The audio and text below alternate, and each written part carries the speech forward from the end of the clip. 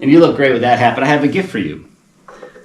I want you to, so anybody that comes anybody who comes and does an interview with me, we give them a gift. See if it fits you.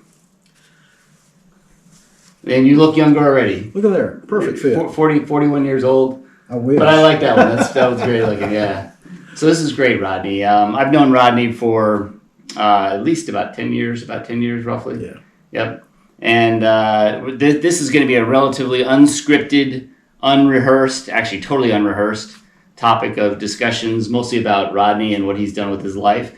And some of the conversations I've had with him in the past are pretty interesting because he is a lifetime EMS guy, right? Yeah. Yeah. So that's going to be a part of the discussion. But from a shooting and guns perspective, one of the things he'll talk about is trauma. And what I've done is I brought my kit out here, and I want him to take a look at my kit and say, am I prepared if something ever happens to me or somebody that I'm with? Am I prepared to be able to take care of a puncture wound, let's say, kit? This is the one that I keep in my car when I'm shooting.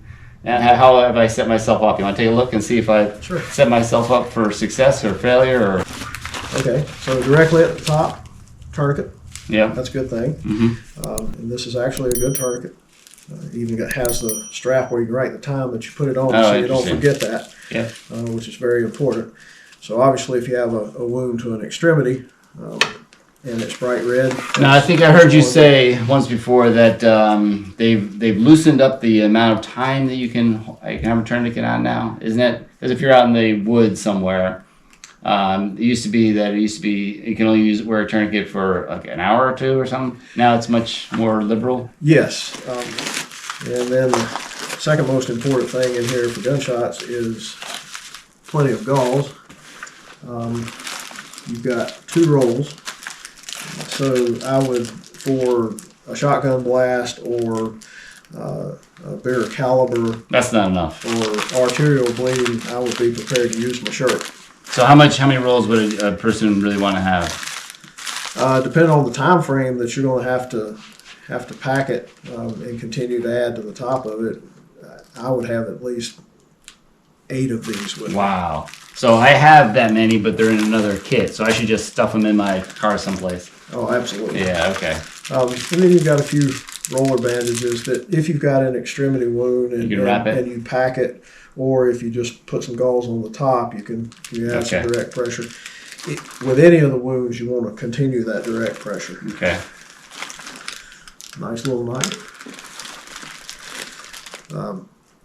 Emergency blanket. So obviously, you need to And these work. keep them warm. These work. They do. They do. There's plenty more stuff in here. Okay. Let's see. Triangle bandages. If you had to splint something, you can actually take those. So I'm thinking, what I'm thinking of is getting it set up for trauma only, like a triangle bandage. I don't know if is it really that important to be able to have a splint because it's not life or death, right? So this is life or death if I've been shot or puncture wound or a serious traumatic. Is that fair? Well, the good thing about having several triangular bandages, let's say one of us had stumbled and fallen and broken our arm. Mm-hmm. We weren't that deep in the woods. Yeah. And we did have a Polaris ATV with us, but you can make it more comfortable on the ride out if you can splint it. And it's small. It's not going to take much room. And you need more than one. Yeah, okay. So this is a good small kit, and there's several other things in here, some Q-tips and that type of thing. Biggest thing is I need more of these. Yes. I basically can't put enough in there. Yeah. I probably can maybe squeeze one more in there, just jamming it in there, but that's about it. And the rest of them I have to put somewhere else in my truck. Well, and you can always, on your tack pants, stuff some in there. Yeah. And that way they're right there with you to get you started Yeah. so that you don't have to go back to the truck to get this. Otherwise, you're taking shirts off, you're cutting the shirt up and jamming it in there, which is what this little guy is for, I guess. Yeah. Okay. I think that the best way to put it, right before I retired, I had a reporter to ask me, can you describe your job in one sentence? And I said, well, I can do it in 3 words. I organize chaos. You organize chaos. That's very interesting. So a paramedic EMT walks into somebody's life who's called 911 at what is probably at that particular moment in time the worst moment in their life. Yeah. And they don't know what they need. They just know they need some help. Yeah. And a medic comes in and begins to get care headed in the right direction, and gets them to the appropriate facility to take care of them. So you take the chaos that they're currently in and you organize that. The very first day as a certified paramedic, not having to work under someone, free and clear to act as a paramedic on my own, had an EMT partner. Very first day with the new patch, I had a 6-year-old girl. It was 4th of July, and she was playing with fireworks, and she had on a long polyester gown. Wow. And the bag of fireworks ended up igniting. She was afraid she was going to get in trouble for making too much noise. So she was alone. She had her brother with her who was 8. Wow. So she's trying to put the fire out with her feet on the ground, and it ignited her pajamas. Yeah. Wow. And she had 65% third-degree burns. Wow. She was in pretty bad shape. Yeah. She actually stopped crying on the way to the hospital and looked me dead in the eyes and said, "Please, mister, don't let me die." Wow.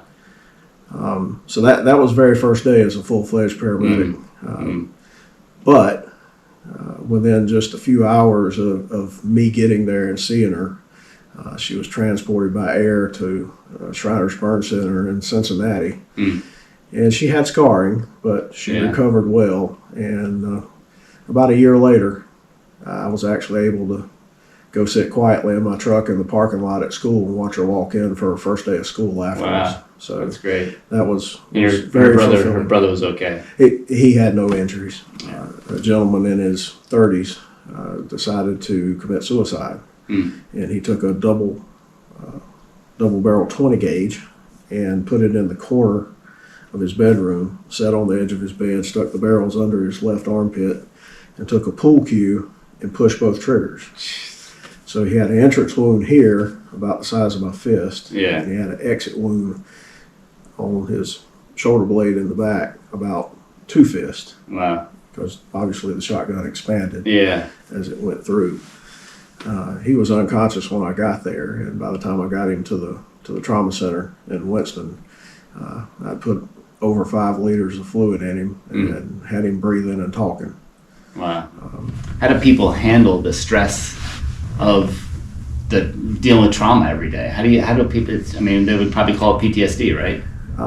That is a huge problem in EMS today. There are, unfortunately, quite a few suicides every year amongst the first responder community. People deal in different ways. I used to always tell new people as we would hire them that you come up with your own coping mechanisms. Humor seems to be one of the biggest ways to kind of take some of the stress off.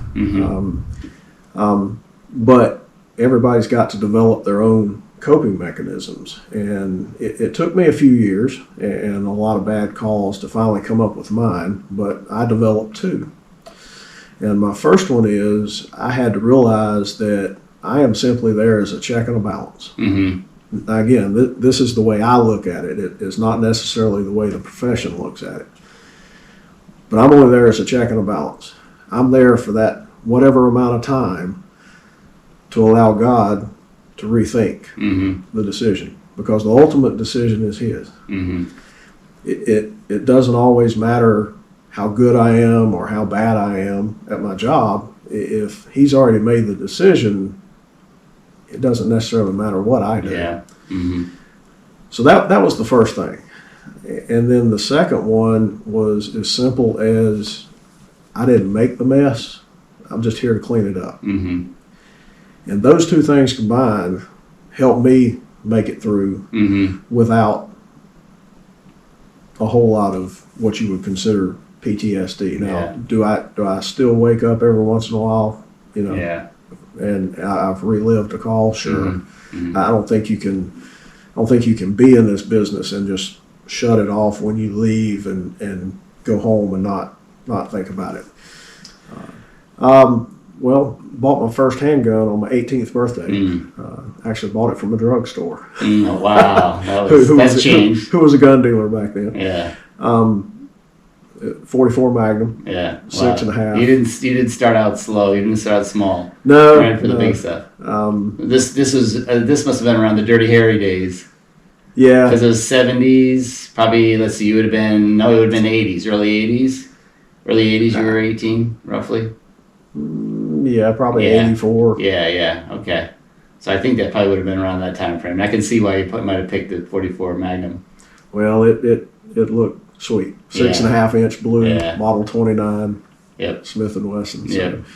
And I think that's exactly the one that he used in that movie. Yeah, it was. Yeah. I did a little research. Yeah. Obviously, it's not a carry gun. Yeah, yeah. But yeah, depends. You're big enough; you could probably get away with carrying it, but it's not going to be an easy. Yeah, but it would be. Sir, wait just a minute. I know. Yeah. I got to get this out. Yeah. Made a big boom. Made big holes. But it is. I think it is the same one that the Model 29 is the one that Dirty Harry used in the movie. It was. It is. It was. And was that your inspiration to get it? It contributed a significant amount. Yeah, I gotta do a quick segue. I asked you a question, didn't let you finish it, but my first one that I bought two of them together. One of them was a Israeli military's industry Desert Eagle 44 mag, and it's something about when you're younger and you have to have something big, and I've truly been serious about shooting and trying to become skilled at it for about, let's say, 18, maybe 24 months, when my friend, who's a current Navy SEAL on the World Pistol Shooting Team, spent a little time with me and said, these are things you need to learn. He taught me 3 things, and they have been the foundation of everything I've done since then. Before that, I was blowing up milk jugs and fruit. And I never cared about speed or accuracy or precision or repeatability or technique. It was just, I want to be close enough to blow up that milk can into 1,000 pieces, or I throw stuff in a little stream and blow it up. So I don't know if that was the same way you thought of it. It was early on. Yeah. It wasn't until probably 10 years ago that I became serious about it and tried to improve myself as a shooter. And then within the past year and a half, been working with you, gotten really serious about it. I probably could not shoot the 44 Magnum at all these days. I broke this hand in a car wreck a few years ago, and it's a little deformed. So I probably couldn't handle something big. But I also have had a kidney transplant, so I take some medications that cause tremors. Yeah. I remember that was hard for you to do that project, that research project. So I'm trying to do everything I can to remain as accurate as possible. Yeah. So you've had eye surgeries too, because in this project that we're going to do here in a few minutes, guys, the project we did was Captain Phillips' 3 sniper scene, the execution scene, with the shooting from the ship. We didn't shoot from a ship, but we shot from air, like on top of we shot on the back of my pickup truck on the top, and we're shoulder to shoulder. And I remember there was so much, we were crowded so much that just slight movements in you or Lee or me moved the whole truck. So it made it very difficult. It wasn't the same, anywhere near the same, and we're not trying to say we can shoot as good as these guys. In fact, we're all rookies, but it was just an interesting experience trying to do that. So, ARs, you've had a little experience with ARs. Tell us about that. I have. I do have a SIG M400 tread, and just got the 1X optic on it. And for the project, I had borrowed a 3X from you, and that helped. But I hate to admit it. Captain Phillips died because of me. I didn't make my shot on the 225 yarder. Well, he just made a really interesting point. So the 225, I haven't shot a 3X at 225 either, but that's going to be a follow-up to this project. I'm going to take my Daniel Defense and my BCM, and I'm going to go back to the same spot and try it out just to see. We had the mini ADAP steel target, which is And then we had two C-zone targets, and the C-zone targets are about twice the surface area as the mini ADAP target, which is the one I had. The mini ADAP is the smaller one that I had, and it was